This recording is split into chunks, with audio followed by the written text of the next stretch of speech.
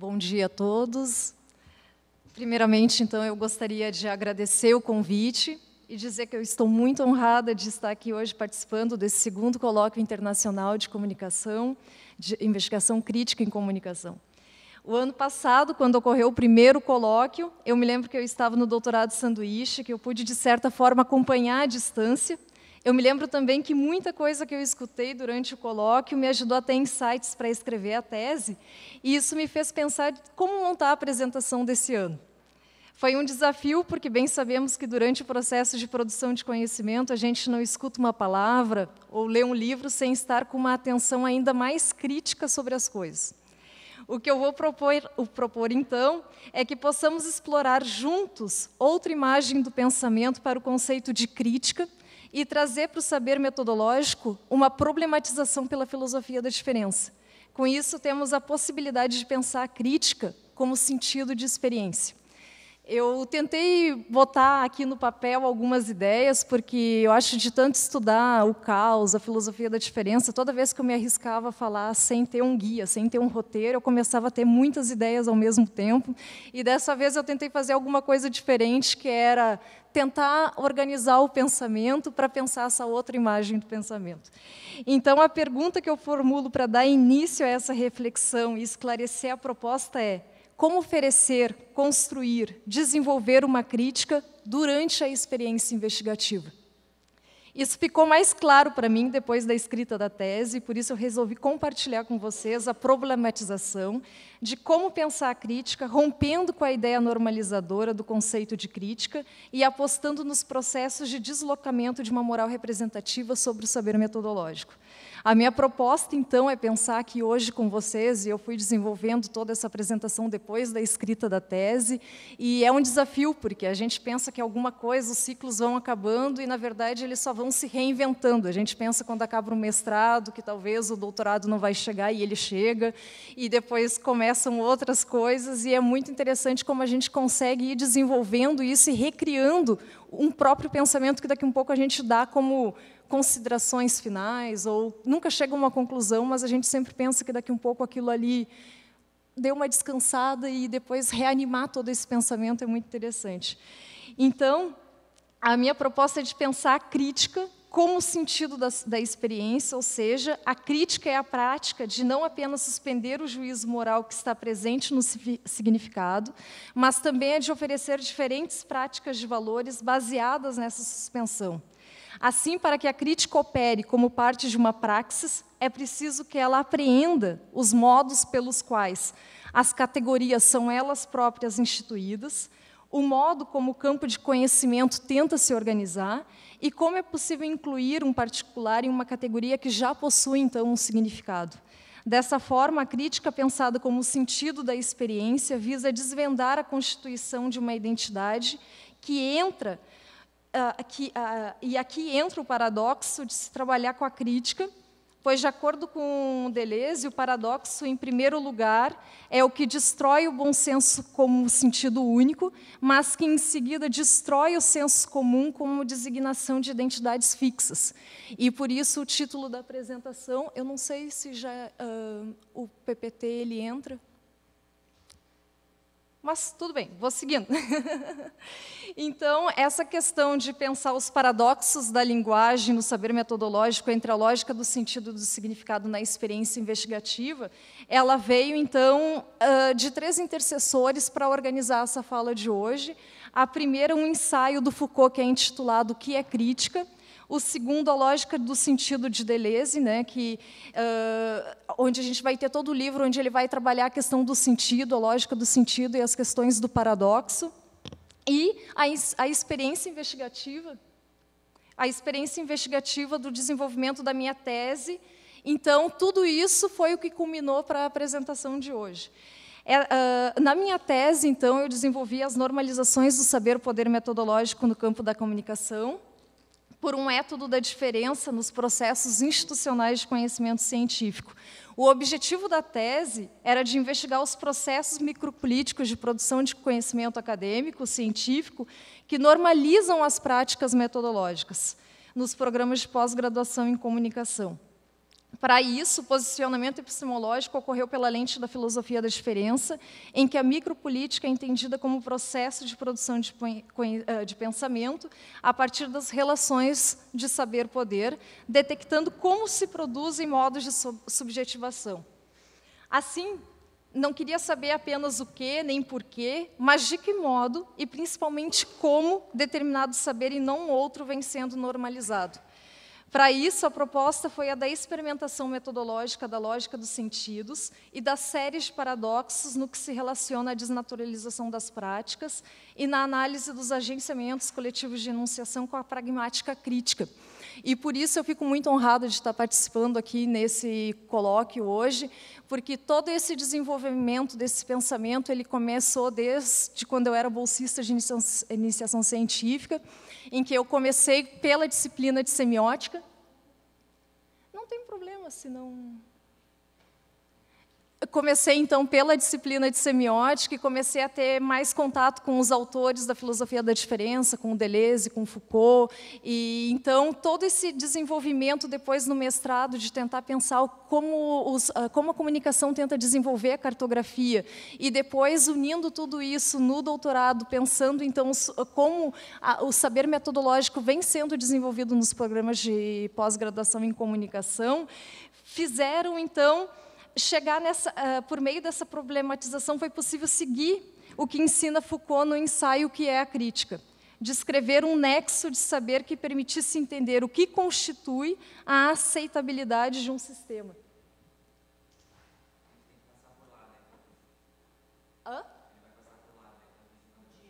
Ah, tá, obrigada. Então, na tese, então, que eu busquei essas normalizações do saber, como é que eu tentei buscar essas normalizações, como é que eu busquei descrever. Então, é isso que eu vou tentar compartilhar com vocês, como pôr o pensamento crítico para funcionar, como é que daqui um pouco, a partir de todos esses engendramentos teóricos, para se desenvolver a tese e pensar o que é a crítica no campo da comunicação, tendo feito um trabalho pensando o saber metodológico, é que eu vou apresentar para vocês esse desenvolvimento. Então, o que se intenta é problematizar os enunciados orientados a um saber metodológico que, sob regimes de verdades instituídas, acabam por normalizar determinados modos de existência.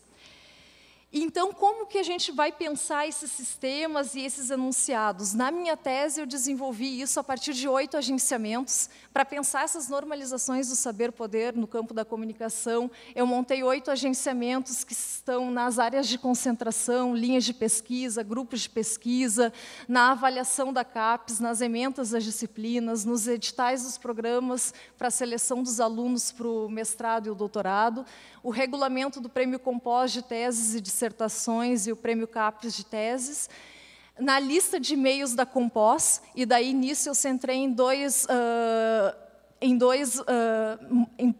pontos mais específicos, que eram o artigo poético publicado numa revista 2 e a alteração do nome Ciências Aplicadas para Comunicação e Informação.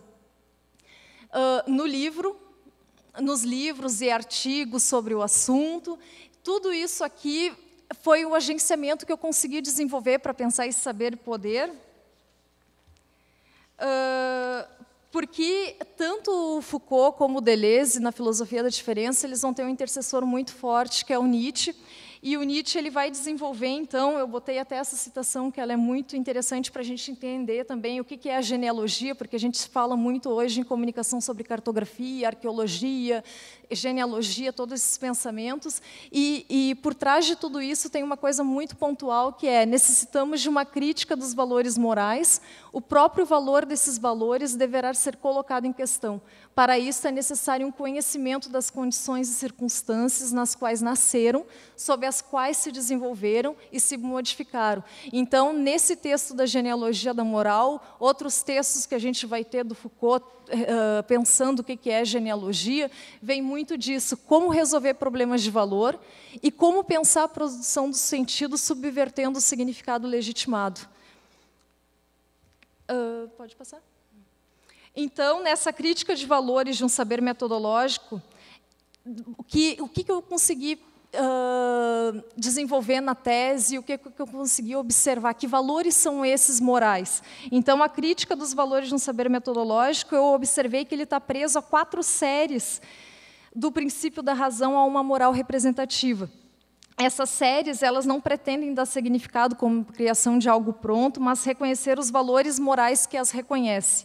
Então, que saber poder metodológico que, trabalhando então com a lógica do sentido e dos paradoxos, eu consegui detectar uma ciência metodológica, uma pesquisa metodológica, uma pedagogia metodológica e uma língua acadêmica metodológica. Então, na ciência metodológica, eu pensei uma identidade epistemológica no conceito.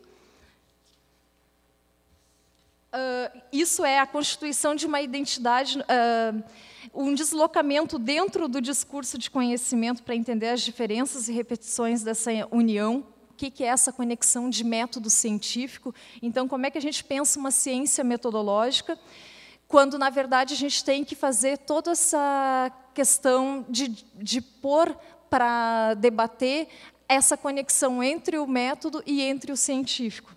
Uma pesquisa metodológica, um conjunto de práticas que buscam o conhecimento de determinada realidade com o interacionismo simbólico, a sociologia fenomenológica, a hermenêutica, a etnografia, a teoria crítica, a semiótica. Então, quando a gente fala em pesquisa quantitativa, pesquisa qualitativa, tem um saber metodológico nesses enunciados que a gente está sempre reproduzindo, que a gente está sempre trazendo, e através dessa pesquisa metodológica, se busca, tem uma busca por estar reconhecendo e buscando determinada realidade. Uma pedagogia metodológica, direcionamento pedagógico para a pesquisa acadêmica através de um modelo metodológico que compreende as suas fases e operações. Então, quando a gente vai desenvolver um trabalho, o que a gente pensa, o nosso objeto, a gente pensa o problema, a gente pensa os objetivos gerais, específicos, e tudo isso ele está dentro ainda de um saber representativo, ainda dentro de uma analogia do juízo. E uma língua acadêmica metodológica, que foi outra série de paradoxos que eu consegui encontrar e desenvolver, que é, por exemplo, uma língua acadêmica. O que são as normas da ABNT, que fórmulas, que técnicas, que tipos, que procedimentos, experiências como lugar em que é necessário descobrir as significações originárias. Essas séries evidenciam uma lógica moral, que é uma lógica do significado, pois essas proposições apresentam significados que se estabelecem não somente na relação com o signo e o que o signo significa, mas permitem observar que o significado de método transita nessas 4 regiões normalizadoras do seu saber.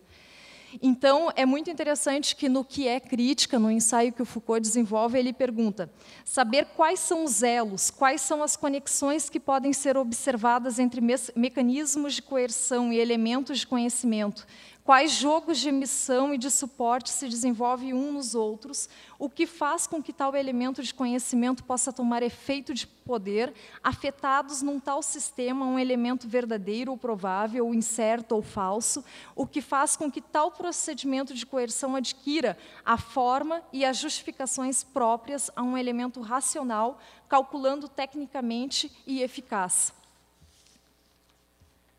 E então, quando a gente tenta montar, quando eu tentei montar esses 8 agenciamentos para pensar o saber e o poder, eu dividi a tese em 3 partes. Na primeira, eu desenvolvi, então, uma primeira parte que é problematizando, onde eu busquei como a normalização de saber-poder metodológico vem se constituindo nos programas de pós-graduação. E depois, na parte do constituindo, como esses dispositivos morais emergem nas nossas estratégias de produção de conhecimento. E depois eu propus como se poderia, então, produzir diferentes práticas, não essas presas a uma moral da representação. Então, a problematização, pensando a crítica, pensando a pragmática crítica, a gente pode pensar que a problematização é o pensamento em experiência, pensar e experimentar é problematizar, o saber, o poder, a subjetivação são a tripla raiz de uma problematização do pensamento. Com isso, na tese, eu desenvolvi que o étodo do saber metodológico no caminho da experiência, o étodo do saber metodológico como caminho da experiência que se percorre pensando sentidos. Então, eu desenvolvi algumas questões que fazem a gente pensar o que é crítica, como é que a gente pode pensar e desenvolver, a gente debate muito, vou desenvolver uma crítica, mas como é que eu posso acionar algumas problematizações para pensar isso no meu trabalho. Como objeto de estudo, em dado momento, pode ser problematizado através de uma certa prática institucional e de um certo aparato de conhecimento. Como se constrói, como se constrói, se constitui, se agencia e se processa? Como e de que modo isso se torna possível? De que modo tudo isso hoje se apresenta como um problema?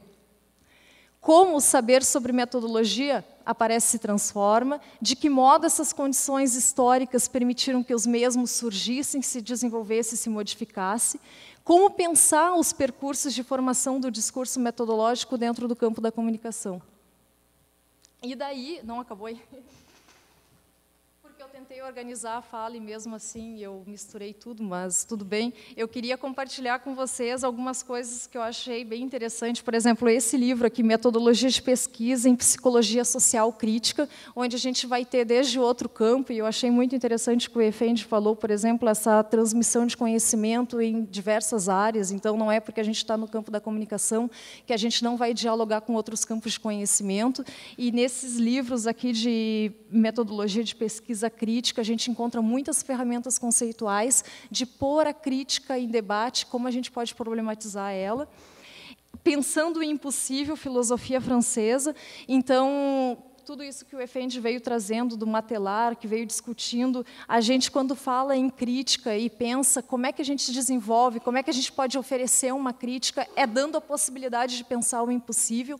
Então, quando eu tentei esclarecer para vocês esses 4 pontos que eu encontrei de pensar o saber metodológico por esses 4 paradoxos, de se pensar que a gente tem uma ciência metodológica, uma língua acadêmica metodológica, em que a gente pode ir debatendo e pensando que daqui um pouco tudo isso ainda está muito preso a uma representação e que a gente pode pôr para discutir, pôr a filosofia da diferença para surgir e desenvolver outras problematizações dentro do desenvolvimento da crítica. E muito interessante, esses 2 livros aqui, A Lógica da Crueldade, A Ética da Compaixão, foi quando eu fiz uma disciplina lá no doutorado sanduíche, e aí que eu consegui desenvolver mais essa conexão entre o que é ética, a ética pensada como sentido, e a moral pensada, então, como significado. O que está entre o sentido, que daí a gente pode pensar como ética, e o que está entre os significados são os paradoxos. E é esses paradoxos que a gente pode pensar e trazer a crítica para o debate. É nessas dualidades entre alguma coisa que já está dado como fechado, que já está dado como significado, que a gente pode, então, trazer a filosofia da diferença, trazer a ética para esse debate. E esse outro livro aqui, que é Por uma Filosofia da Diferença, onde a gente vai pensar, então, a nova imagem do pensamento, como é que a gente pode problematizar alguma coisa que já está dada, que já está ali. Por exemplo, muitas vezes a gente, numa sala de aula, pergunta para os alunos o que é método de pesquisa, e muitos, é um caminho para se atingir uma meta.